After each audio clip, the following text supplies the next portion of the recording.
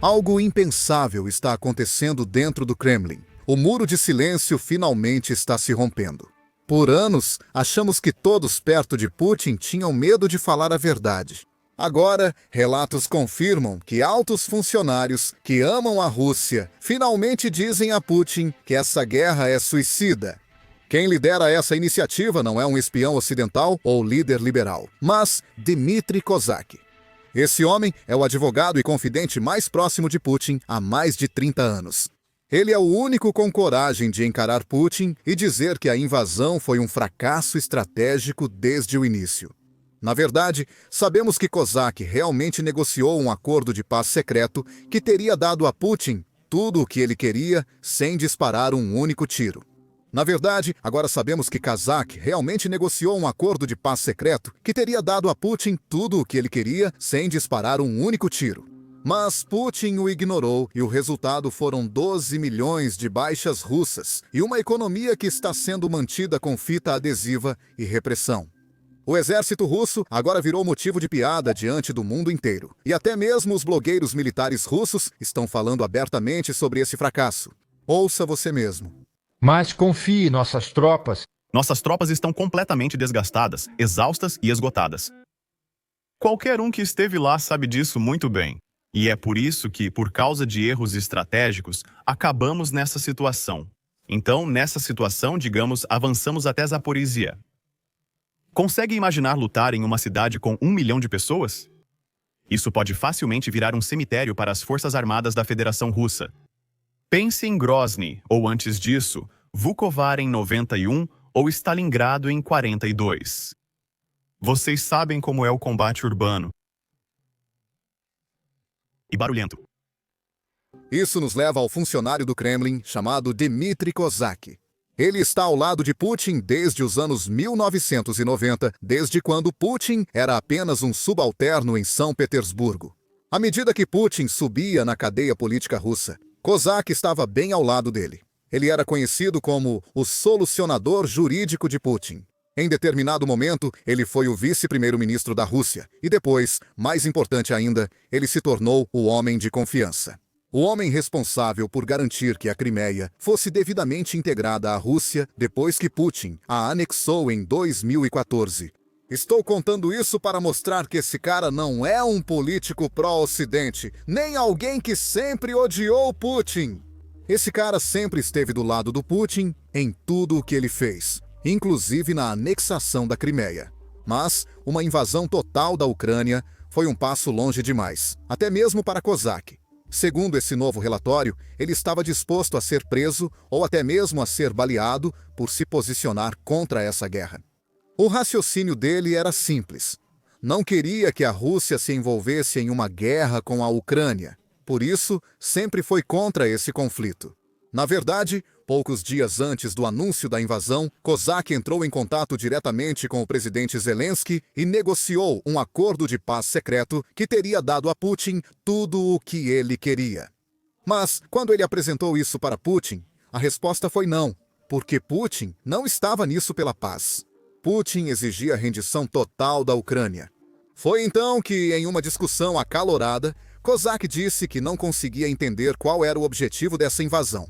E tudo isso em 25 de fevereiro de 2022, só um dia após o início da invasão.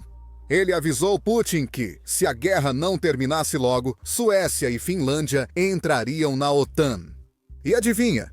Com o benefício da retrospectiva, agora sabemos que ele estava completamente certo.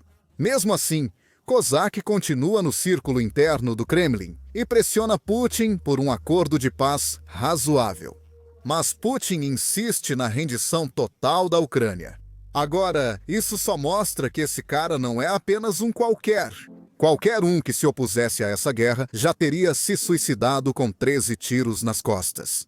Mas ele ainda integra o círculo político russo, faz parte do Kremlin e se reúne regularmente com Putin. Agora, isso não quer dizer que o papel dele não tenha sido muito reduzido. Na verdade, muitas das responsabilidades dele foram transferidas para pessoas que são mais favoráveis a essa guerra. Mas, mesmo assim, ele não foi expulso. Ele se reúne com Putin de forma relativamente regular, só que não tanto quanto costumava antes.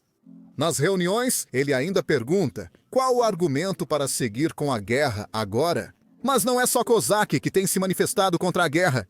Também temos um ex-primeiro-ministro russo que ocupou o cargo de 2000 a 2004. Quem conhece a história de Putin sabe que ele era presidente nessa época, então esse primeiro-ministro fazia parte da mesma administração. Agora, o mesmo cara, Mikhail Krasnavo, está falando publicamente contra essa invasão e em apoio à Ucrânia. Ouça o que ele acabou de dizer. O principal objetivo dele não é o futuro da Ucrânia, ou mesmo a segurança europeia, mas sim acabar com a guerra durante seu mandato de 4 anos na Casa Branca. Mas os líderes europeus, e claro, o povo ucraniano e a liderança do país, estão pensando no futuro. E o sistema de segurança na Europa que Putin destruiu? Eles pensam no futuro e no sistema de segurança na Europa, que Putin destruiu. Por isso, eles não aceitam capitulação nem mudar fronteiras à força, pois isso é inaceitável. Isso é algo desagradável de se dizer. Isso causaria novos conflitos, não só entre Rússia e Ucrânia, mas também em toda a Europa. Isso é inaceitável. Por algum motivo, Por algum motivo, isso não é levado tão a sério nos Estados Unidos. Eles dizem ou presumem que ambos os lados são culpados, então precisam ser aproximados com concessões de ambos os lados, diz a Europa. Mas ele é criminoso de guerra. Já criamos um tribunal. Um tribunal contra a agressão é a responsabilidade legal mais severa que existe, além de crimes de guerra e contra a humanidade. Líderes europeus chamam Putin de criminoso de guerra. E Trump diz: vamos aproximá-los e dar um incentivo para ele. Eles dizem: como você pode dar um incentivo? Eu pergunto: como recompensar a impunidade? De que a Ucrânia é acusada? Que concessões deve fazer? A Ucrânia precisa ser salva e apoiada em sua defesa. Proteger a si mesma. Agora, para Putin, nada disso realmente importa. Porque ele se cercou de pessoas que só dizem sim para ele. Os generais ao redor dele continuam dizendo que todos os objetivos desta guerra serão alcançados. Economistas próximos afirmam que, apesar das sanções ocidentais, a economia russa resistirá mais que a ucraniana. E qualquer um que ousar questionar a decisão de Putin será simplesmente substituído. Por isso, segundo Putin, quem está em colapso é a Europa, não a Rússia. Putin afirmou recentemente que países europeus tentam prejudicar a Rússia e a ele. E é por isso que ele deve fazer tudo ao seu alcance para derrotar esse poder maligno europeu. Ouça só, ele está fazendo esses comentários publicamente. Imediatamente após o colapso da União Soviética, parecia para nós que nos tornaríamos muito rapidamente membros da chamada família civilizada das nações europeias, do mundo ocidental civilizado em geral. Hoje, no entanto, descobrimos que não há civilização alguma lá, apenas uma degradação total. Mas isso não importa. Ela mesma. Naquela época parecia ser algo bom, e acreditávamos que nos tornaríamos uma parte plena e igual daquela família. Nada disso aconteceu. Você entende o ponto? Nada disso aconteceu. Sem igualdade. Nós não nos tornamos uma parte igual daquela família. Pelo contrário, a Rússia continuou sendo pressionada de todos os lados, cada vez mais intensamente.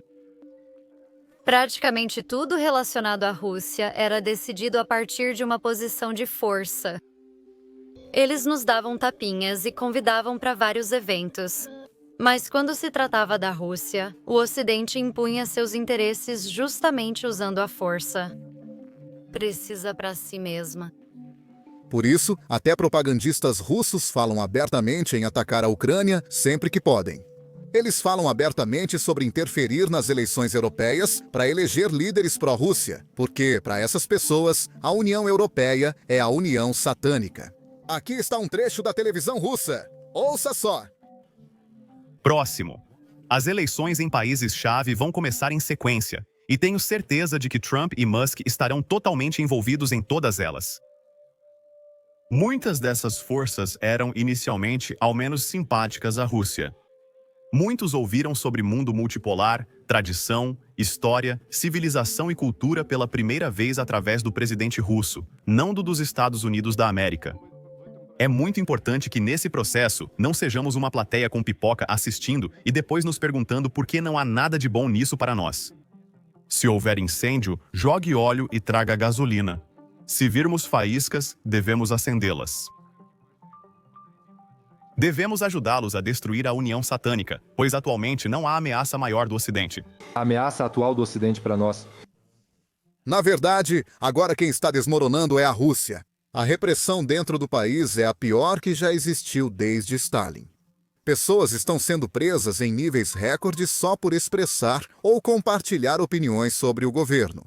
São rotuladas como agentes estrangeiros ou traidoras do Estado só por discordarem da guerra ou questionarem por que russos lutam contra ucranianos. Durante anos, os ucranianos eram vistos como irmãos. Por isso, Putin está cortando a internet em todos os lados. Mesmo em grandes cidades como São Petersburgo, moradores relatam quedas de internet móvel antes das cúpulas da União Econômica Eurasiática e da Comunidade dos Estados Independentes, onde Putin, Lukashenko e líderes da Ásia Central se reuniram nos dias 21 e 22 de dezembro. A internet móvel no centro da cidade aparentemente parou de funcionar, com aplicativos bancários, serviços de entrega e mensageiros todos fora do ar. E enquanto Putin tenta controlar o fluxo de informações, as perdas russas nas linhas de frente continuam atingindo novos recordes. A Rússia já sofreu aproximadamente 12 milhões de baixas de pessoal na Ucrânia. Isso representa mais de 1% de todos os homens do país. Novembro de 2025 foi o terceiro mês seguido de aumento nas baixas, com 31 mil soldados perdidos. Em 17 de dezembro, as forças russas perderam 1.730 soldados. Esse é o número mais alto em muito tempo. O total já supera as mortes em combate dos Estados Unidos da América, em toda a Segunda Guerra Mundial. As perdas afetam principalmente homens de 20 a 50 anos, a faixa etária mais necessária para a Rússia. O país entrou na guerra com taxas de fertilidade abaixo do nível de reposição desde os anos 1990 e uma força de trabalho em declínio. Metade dos voluntários mortos tem mais de 50 anos em geral, homens atraídos por bônus que poderiam tirar suas famílias da pobreza. Agora, falando sobre esses bônus, as famílias na verdade não recebem o que foi prometido quando seus familiares realmente morrem. Nós temos provas disso. Se olharmos apenas as redes sociais russas, faz sentido que Putin queira desligar a internet. Dê uma olhada neste vídeo que foi divulgado recentemente. Aqui podemos ver familiares pedindo a Putin o dinheiro que lhes foi prometido, porque seus maridos foram assassinados. Nós, esposas e mães dos participantes da Operação Militar Especial, gostaríamos de nos dirigir a você, querido Vladimir Vladimirovich.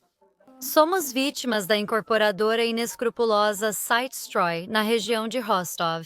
A situação acabou sendo tal que ficamos sem um lar. Todos os recursos do financiamento imobiliário foram transferidos aos empreiteiros designados pelo Sberbank e Alfa Bank. Ficamos sem casa e sem nenhum dinheiro. Neste momento, estamos pagando parcelas mensais muito altas do financiamento, mas não temos nada, nenhuma casa. Só temos um financiamento de 30 anos para pagar. Gostaríamos de pedir que as autoridades federais assumam o controle direto da nossa situação. Muito obrigada agora. É isso que eu tinha para vocês hoje. Meu nome é Sam e vejo vocês no próximo vídeo.